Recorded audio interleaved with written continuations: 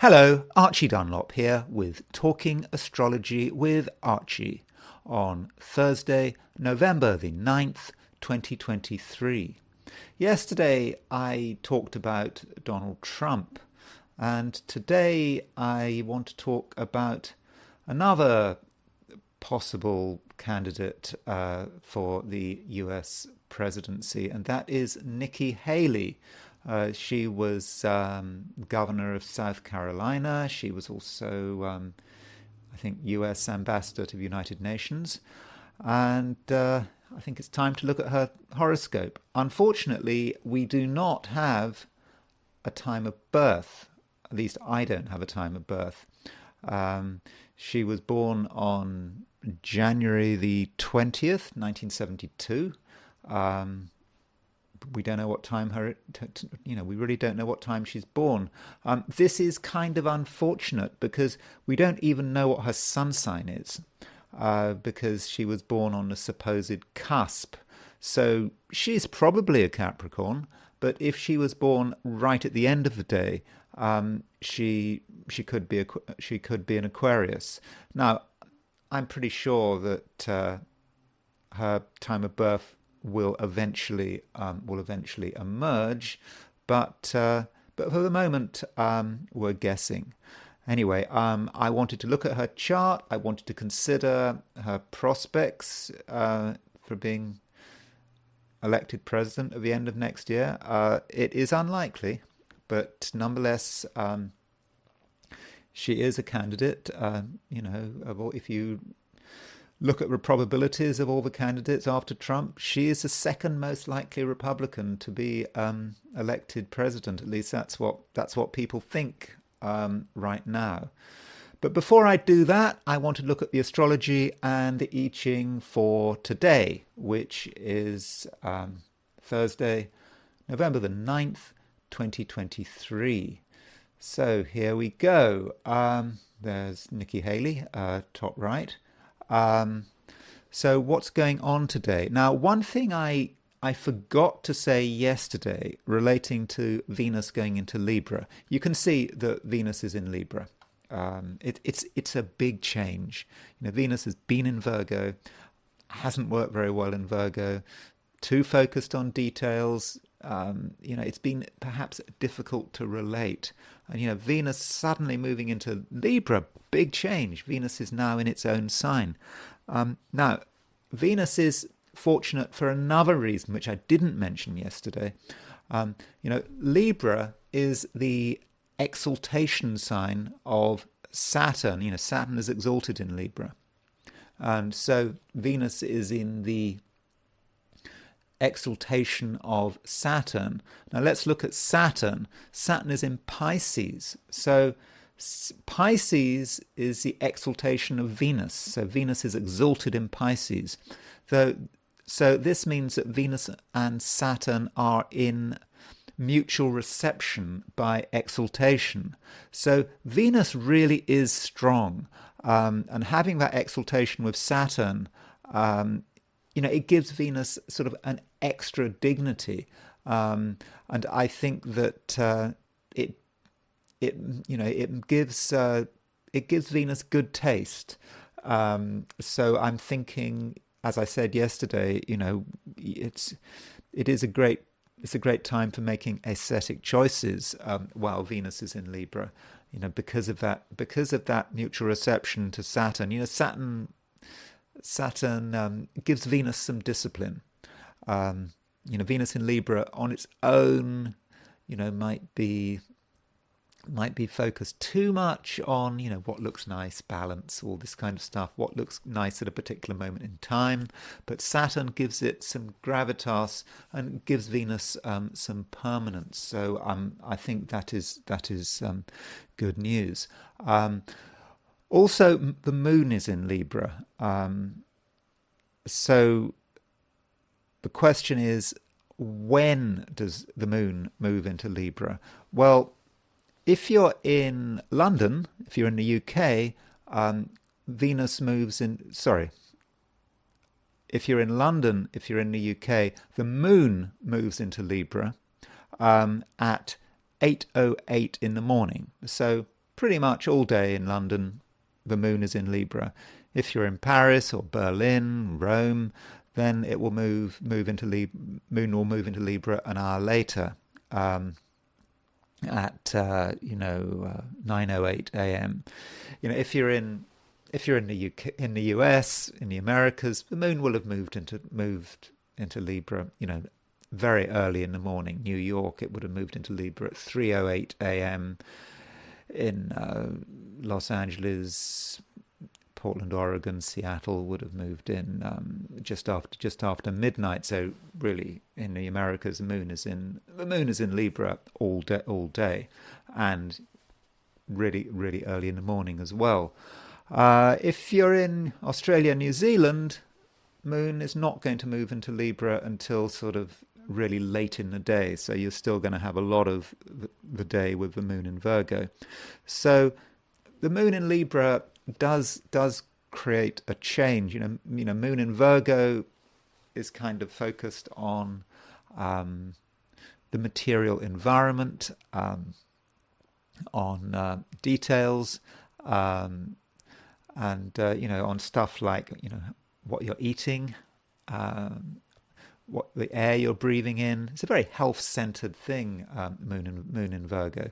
But when the moon goes into Libra, it's quite sociable. It joins Venus in Libra, and so you've got this Moon-Venus conjunction. So it's going to be a very sociable day, certainly in the Americas, Western Europe, Europe, the whole of Europe, a sociable day when there'll be people to talk to, and there'll be a naturalness about it. It's a kind of sociability, that isn't emotional, or at least not overly emotional. It's about talking and chatter, and there's a bit of trivia there, but so what? So it's a good time to sort of reach out to people, and that's the main theme of the day. Though one also needs to notice that Mercury, here's Mercury. Mercury is sextile Pluto. Now, one thing about Mercury is about to move into Sagittarius, but not yet. Mercury is in the sort of last degree of Scorpio, sextile Pluto. So I think that complements the Moon-Venus conjunction. Mercury sextile Pluto can be very persuasive. You can get people to think things your way. And so with the Moon conjunct Venus, if you're trying to persuade people of things, now might be the time to do it, because you can do it in such a way that it doesn't come over as being obnoxious or difficult or stressful. You just naturally be yourself, and if you want to push your agenda in a very subtle way, you can do it. So overall, I think it should be a good day. Now, as far as my forecasts for the 12 signs are concerned, I've done them, and of course these forecasts will reflect the fact that Venus is in Libra. There's a Moon-Venus conjunction, so overall I think my forecasts are fairly favourable. So here goes. These are my forecasts for the 12 signs for Thursday, November the 9th, 2023. Aries, it's not about you. And that should be a relief. You can let other people take centre stage, and for your part, you can relax, or perhaps observe and comment. And close relationships can be very productive thanks to a conjunction between the Moon and Venus. But if you're looking for new interpersonal opportunities, you may strike lucky. Taurus, right now you have great taste. After all, Venus, your ruler, is in its own sign, Libra. In other words, it's in its own sign because it rules Libra. And so Venus is very strong in Libra because of that rulership. You know what balance is. You know what's out of sync. But Getting the style right could be hard work. Lots of things to compare and perhaps some trial and error. In terms of health, it's important to have a balanced diet. Gemini, you're starting to relax, and something you thought was critically important may, in reality, be fairly trivial. And as you feel a weight slipping from your shoulders, you might be more inclined to be playful, especially as the Moon and Venus are making a fun-loving conjunction. And it seems that someone else is ready to join the party. Cancer, you're feeling quietly content. Most things are in order, and there is nothing much that you have to do. And it seems that you can beautify your immediate and home environment in ways that are simple and natural, that don't require extra expense. If there has been recent bad feeling, you can resolve the problem. Leo, you're able to present yourself very well, and you'll know what to say in just about all situations, so make sure that you take every opportunity to express your opinions and don't allow shyness on your part to hold you back. A short journey, without a serious purpose, can have fortunate results. Virgo, it's a time to start thinking about money.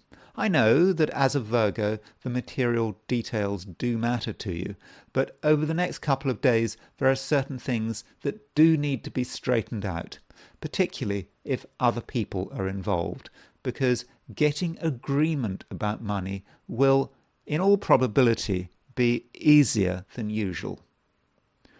Libra, it looks like being a great day when you're going to be charismatic and popular. You'll be able to project your personality to a wider audience, but without being pushy or obnoxious. And in terms of business and career, you'll be very good at arguing your case and presenting an image that's competent but pleasant. Scorpio, sometimes you need a break, especially when Mars, your ruler, is burning through Scorpio. It can all become too much, and today you can step off the wheel and recover your composure. You'll be helped by the fact that partners and other people close to you are in a good frame of mind and are ready to take the strain. Sagittarius. Sagittarius can be a friendly sign that likes to reach out and interact with new people. And today you start finding your form. You can be very sociable, and some of your rough edges will be less apparent than usual. So if you have been meaning to introduce yourself to someone or to a group of people, now might be your chance. Capricorn. Many Capricorns put a high premium on material advancement, and if that's your concern, then it should be a good day. You can move forward with confidence, and at the same time, you won't do anything to rock the boat. On a different note, some Capricorns will be thinking about appearance. And yes, if you want, you can look in the mirror and make yourself look really good. Aquarius, you are perhaps feeling that you need a new perspective. You might have a good understanding of the world around you, but still something might be missing. As a result, some Aquarians might get the itch to travel or perhaps to explore new ideas. But try talking to the people around you and really listen to what they've got to say. That might give you everything you need. Pisces, you can delve into complicated areas, and probably you'll be helped by your emotional awareness. You seem to know exactly how far you can go. At the same time, your people skills are going to be excellent, which means that you can deal with delicate matters that could so easily cause offence. If you're investigating something of a social nature, you've a good chance of finding the answer. So what I'm going to do now is turn to the I Ching.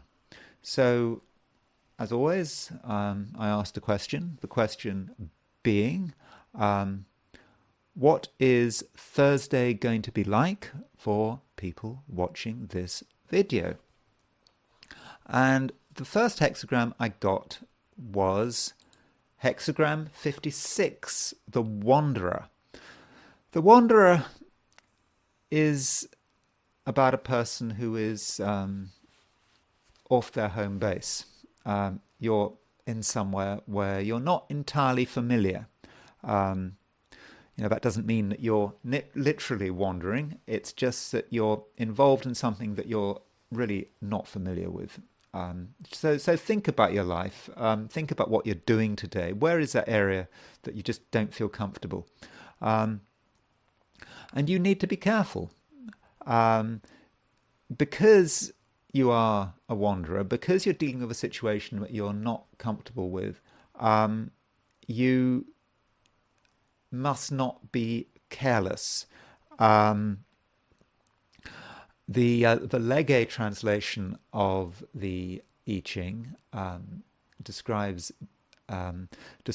this bottom line, and this is the bottom line that moves, as mean and meanly occupied. So you might be involved in something new and not really take it seriously and be doing something you really shouldn't be doing. And because you don't know what you're doing, because you're not really familiar with what what you're engaged in, there is a danger here that you could make a mistake. It's really important to know what you're doing, and you need to accept that really you don't know what you're doing. You are a wanderer in terms of whatever this thing is that you're engaged in. So be careful, because there is a danger that you really mess things up. Fortunately, this line moves, and we move to a new hexagram, and this hexagram is hexagram 30, which is the clinging. So the symbolism of this hexagram is like the sun. This is supposed to be the sun. The bottom three lines are like one sun. The top three lines are another sun. Something that rises twice, and it's very much to do with fire and a bright light and so forth. And it's a very different picture from the first hexagram. It's about actually getting recognition, and so.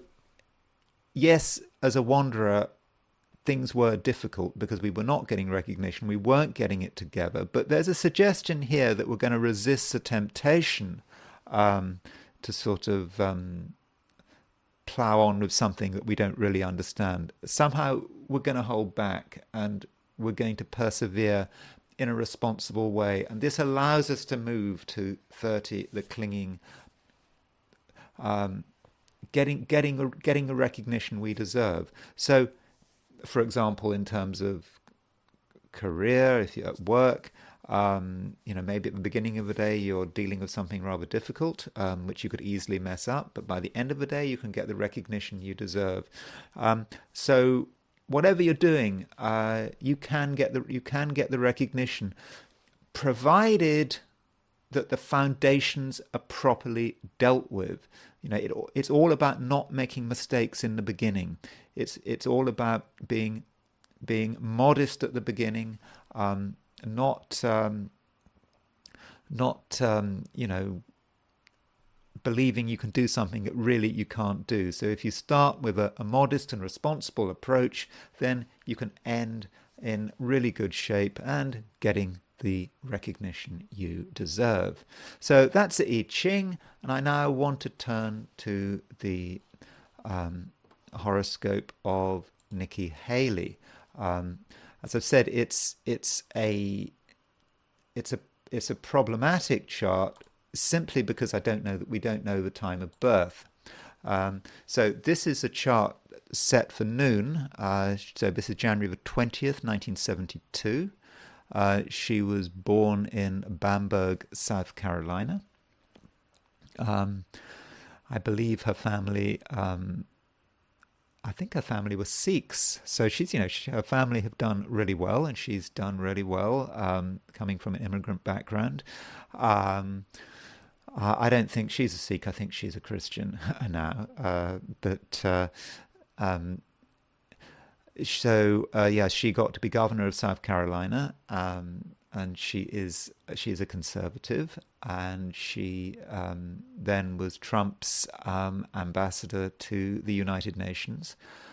I think at the time when she was ambassador to the United Nations, I think the sort of mainstream consensus was that she was doing a good job. She seems to have an air of competence to her. Um, and she's a sort of the sensible candidate, isn't she? Well, perhaps unlike Donald Trump.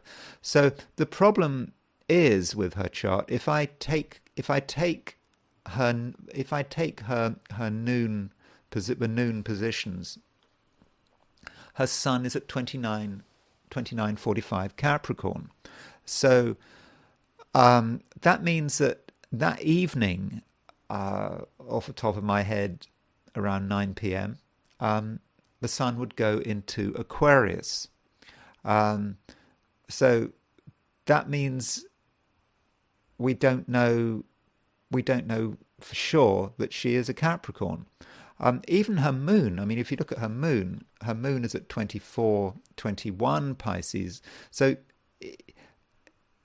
her moon is probably in Pisces. But if she was born late in the evening, the moon could be in Aries. So it is a problem. I mean, chances are she's not born late at night. She's born some other time. Chances are her moon is in Pisces. Chances are her sun is in Capricorn. But we don't know for sure.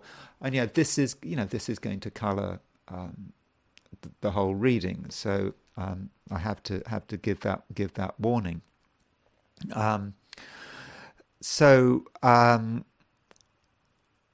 sun, let's assume her sun is in Capricorn. Sun in Capricorn, trine Saturn in Taurus. That's very responsible. It's very earthy. This is not someone who. This is not someone who does stupid stuff. She's very much a sensible candidate. Okay, some people will take exception to her conservative policies because she is a conservative, but well, I suppose Sun trine Saturn, you could say, well, that is conservative. Although I don't think we can really read political opinions from a horoscope. She likes to do the right thing, and she's probably fairly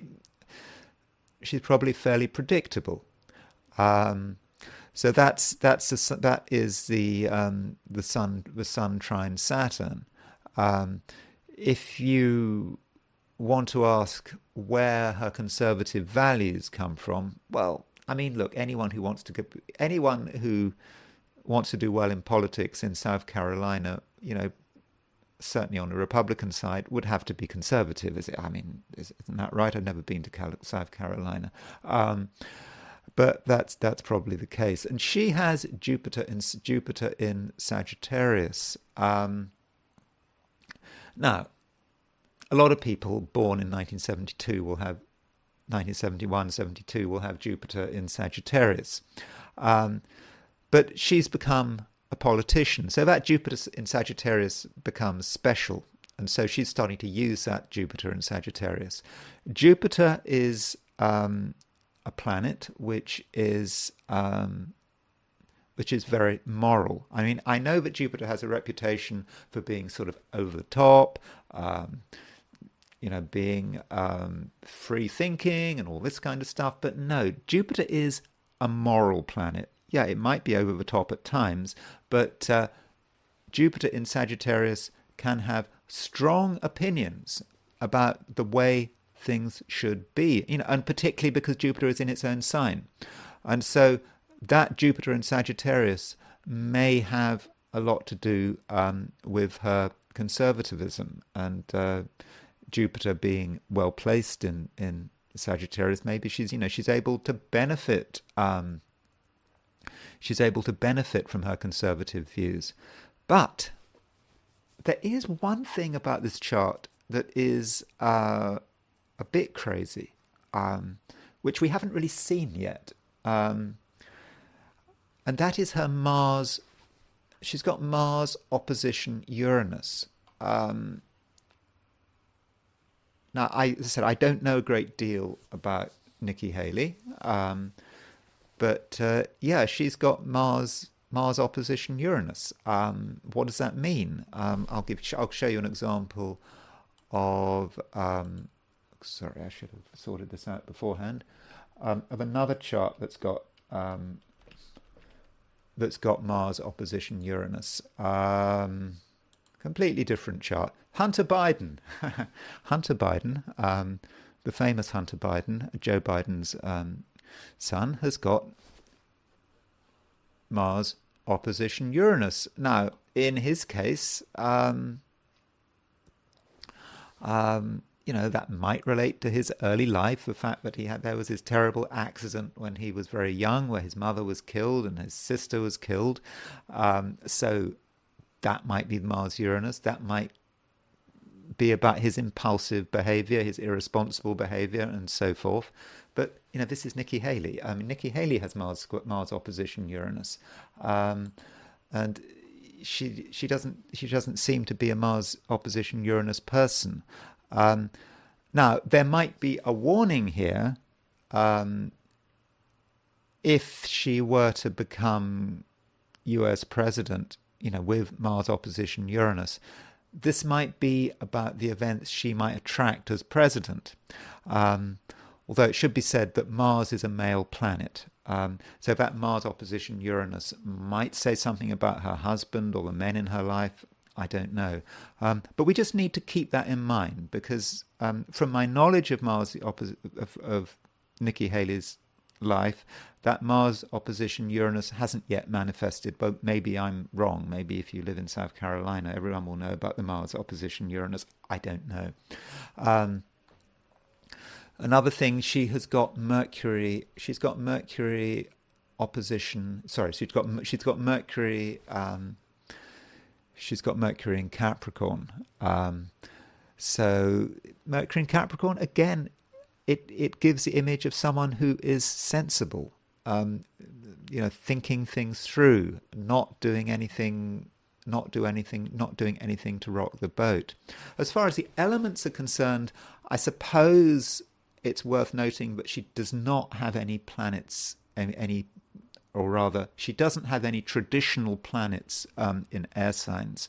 Okay, she's got Uranus in Libra, she's got Pluto in Libra, but she doesn't have any personal planets in air signs, unless she's born after 9 p.m. approximately, or whenever the sun went into Aquarius, unless she's an Aquarius and not a Capricorn.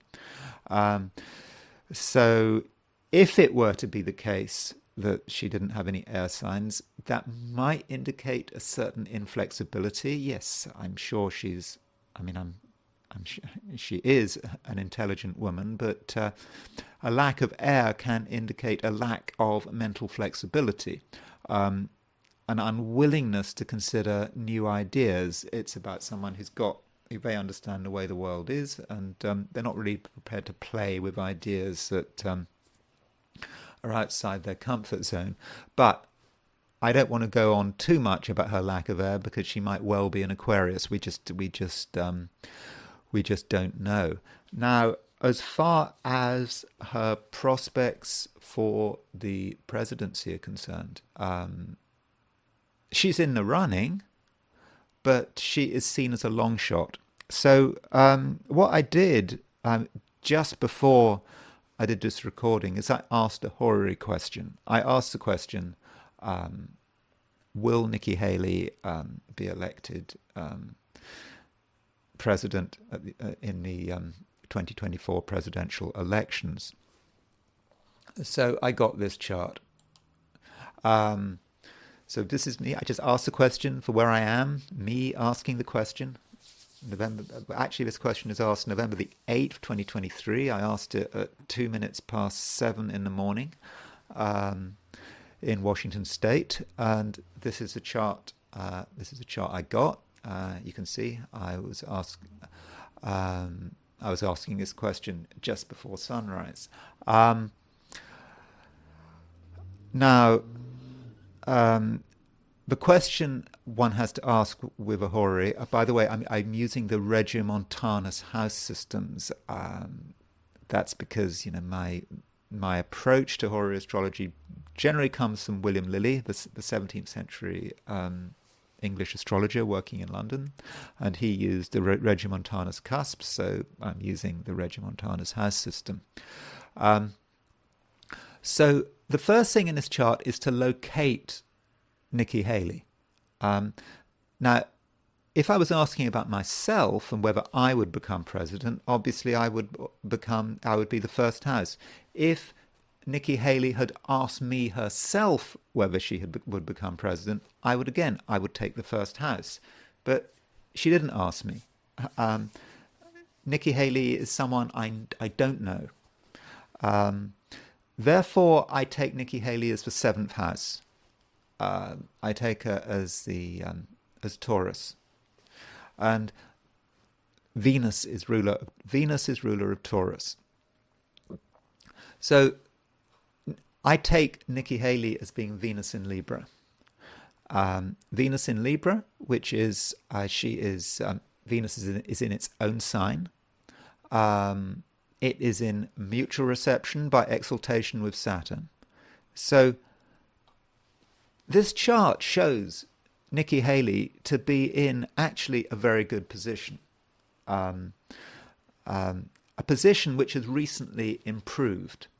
So on the surface of it, one might think, yeah, things are looking good. Yeah, she could be president. She could be elected at the end of 2024. But there are other things to consider. Now,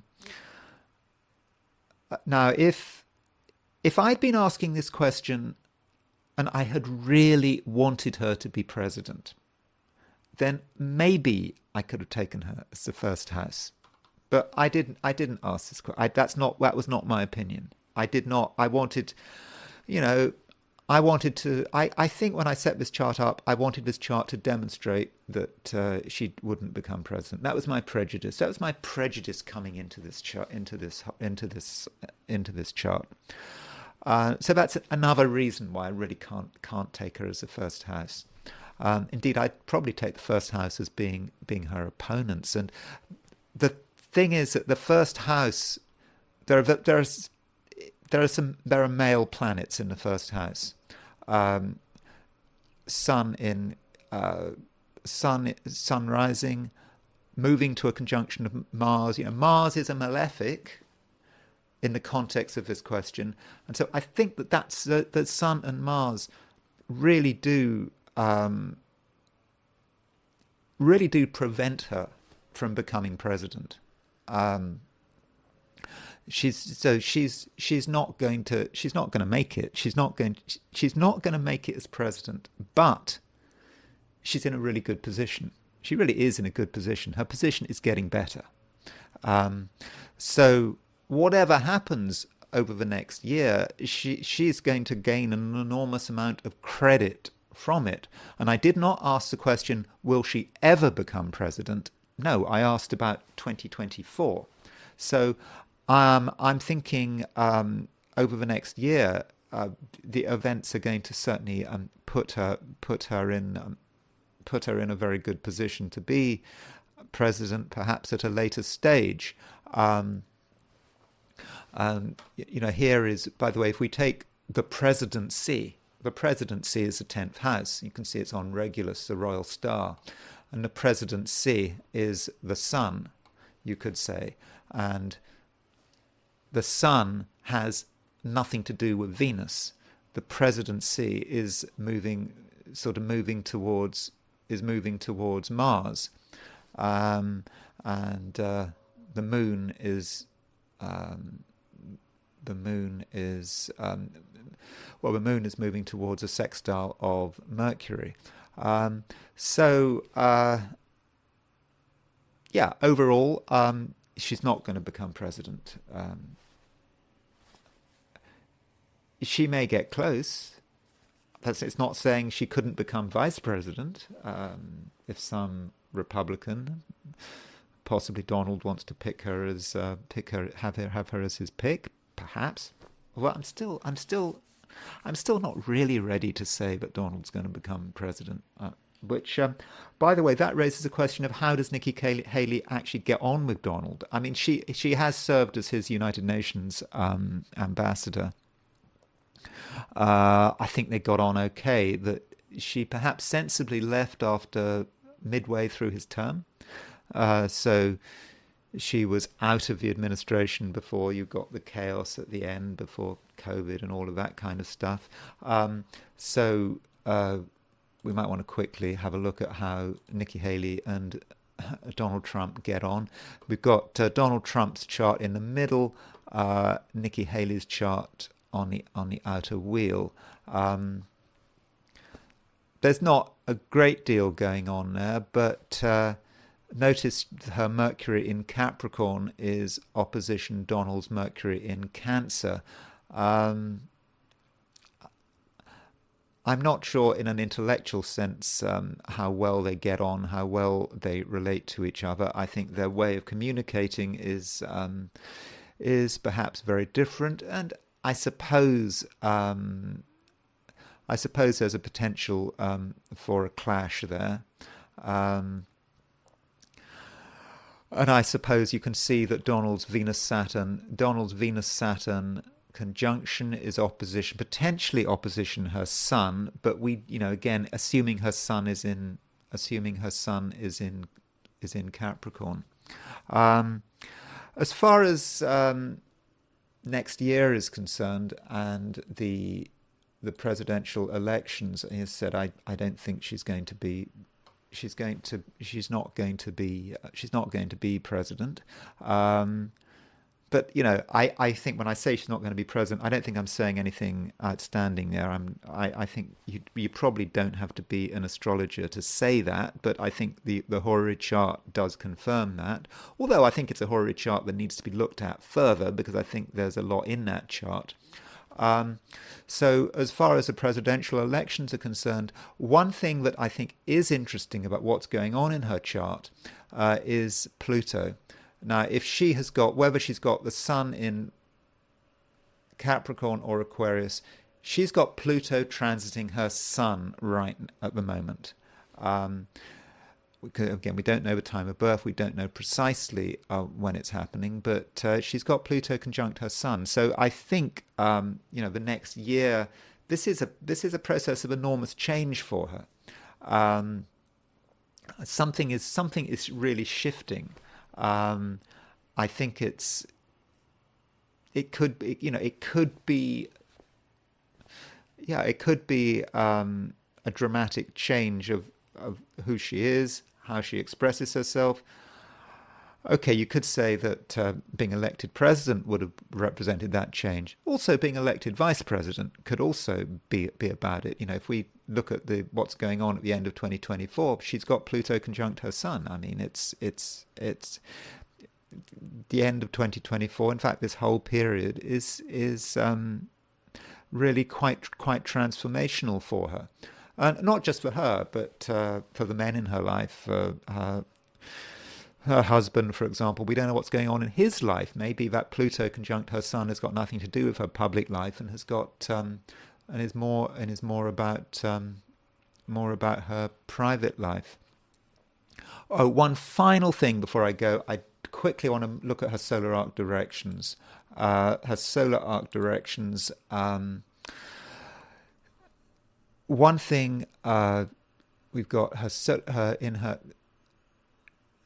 There's the inner wheel, that's her chart. Those are the solar arc directions on the outer wheel. So there's her Mercury at 1240 Capricorn, and it's by direction it's going to 457 Pisces. So her solar arc directed Mercury is right on her Venus. I think that is good. I think it's a time where she really is able to communicate very well. I think she really can increase her profile, and I think that overall, I think her campaign to get the Republican nomination, I don't think it's going to be successful, or even if it is successful and she becomes a Republican candidate, she's not going to win. Whatever it is, she's not going to be elected president. But